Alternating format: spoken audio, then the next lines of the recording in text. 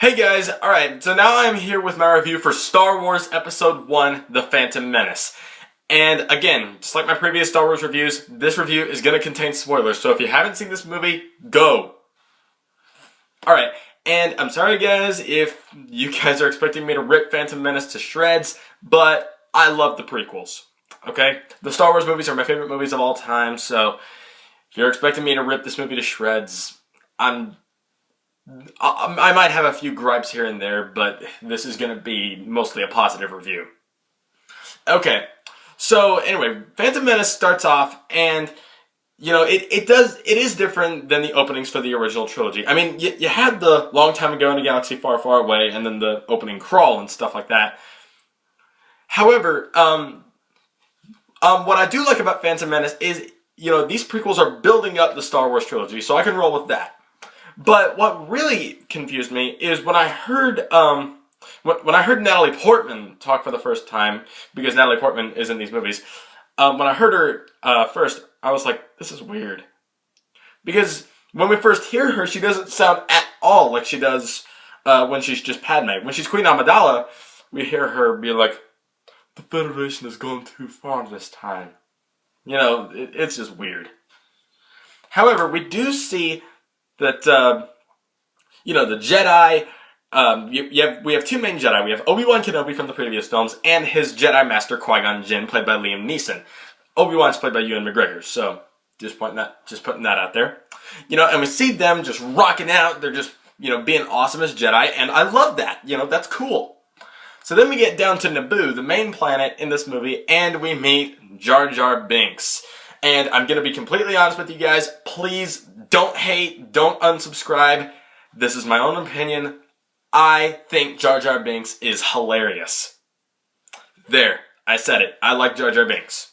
Now, I don't think he's the greatest character ever or anything. I don't think he's the best or anything like that. I just find him funny. So, I'm just saying. Again, no offense to Jar Jar Binks haters. I just find him entertaining. I do. Okay. But anyway, the whole point of the Phantom Menace is, or the whole plot of it, is that Darth Sidious, who is going to be the Emperor in the future, he wants Queen Amidala to sign this treaty, but you gotta think he wants her to sign the treaty, but then he doesn't, because if she doesn't, then he won't go into power. But anyway, after that, we get to the action sequences, and the Jedi are just rocking out, and again, that's all cool. So anyway, what I do like is the look of the Gungan city underwater. It actually looks really nice, I mean, it's just all big underwater cities and stuff, and it's pretty cool. I like it. Alright, so then after that, they get off of Naboo, and this is where, like in the official timeline of the saga, this is the first time these guys meet. Excuse me. I'm sorry, guys. It's the first time they meet R2-D2, and because he saves the ship. And then anyway, so then they get to Tatooine, and this is the part that a lot of people don't like, but I'm like, I can kind of see where you're going, but still, I kind of don't get it. Alright, it's the point where they meet Anakin Skywalker, and the thing is, Anakin is a kid. He's a kid in this movie, and I gotta agree with some people and think, well, when they first meet him in this movie, why not just make Anakin, 19 years old, like Luke, then we can relate to him.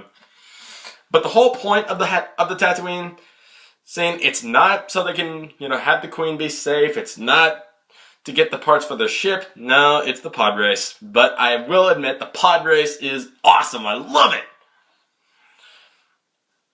Alright, so of course, they find out that Anakin has the Force. He has Jedi reflexes. And of course, they get to Coruscant, and that is where, I will admit, things get pretty cool. And I'm not saying that the whole thing is great. What am I saying? Yes, it is.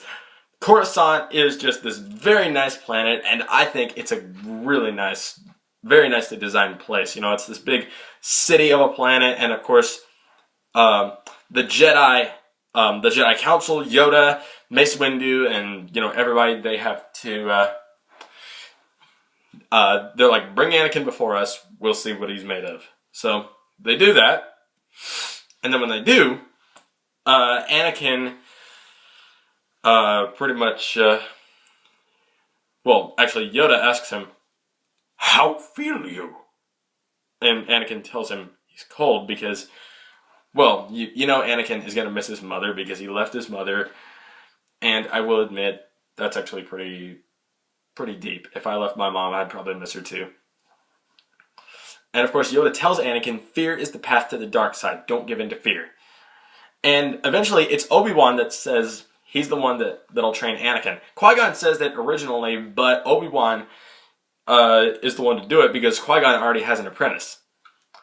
Alright, so at that point, we get over to Naboo, and this is where we are setting up for the big finale. Now, most of the stuff in this, I can kind of see, yeah, that needs to be in the movie. Like Obi-Wan and Qui-Gon squaring off with Darth Maul, that should be in the movie. Padme and the other Naboo soldiers going after the Trade Federation and Viceroy, that should be in the movie. Anakin flying the starfighter and blowing up the big bad guy ship, well, I kind of see it as like the prequel Death Star assault. So yeah, that should be in the movie, sure. However, the Gungans fighting the droids, I never really found to be intriguing or anything. So that should not be in the movie. Alright, so I'll mainly just talk about the lightsaber duel because it's awesome. Now, I really like it because it's cool seeing two Jedi take on an evil Sith Lord, and I like the fact that Darth Maul's lightsaber actually has two blades. That is really cool. I like that. And, you know, he's just all whoa, whoa, whoa, whoa. And there's this one scene where you can tell that they're using the Force to mentally connect with each other, where Obi-Wan like psychs out Darth Maul and then Qui-Gon actually hits him. I like that. It showed that Obi-Wan and Qui-Gon were using the Force to kind of mentally connect with each other. But then, next thing you know, the fight goes on and then, boom, Qui-Gon dies. Alright, so then Obi-Wan fights Darth Maul and then we have a pretty cool ending. Alright, now I'm not saying that the whole thing is great or that it ended well. Well, it kind of did.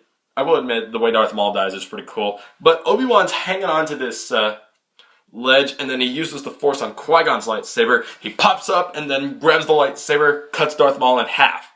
A lot of people said that Darth Maul should have lived through the prequel storyline. Yeah, I will admit I would have liked to see that. But nonetheless, it is what it is. We take what we can get.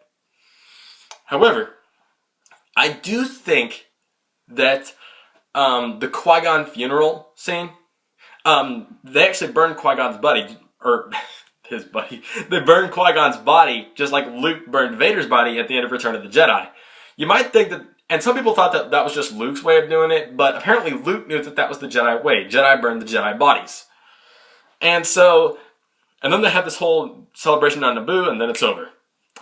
And in the end, Phantom Menace, it's a great movie, I think, and I think that these prequels just get too much hate. So, using the Force, I'm gonna give Star Wars Episode 1, The Phantom Menace, an A. Again, guys, don't hate me if you wanted me to rip this movie to shreds. I'm sorry. Go check out some other review. I love this movie, and if you can respect me for that, thank you.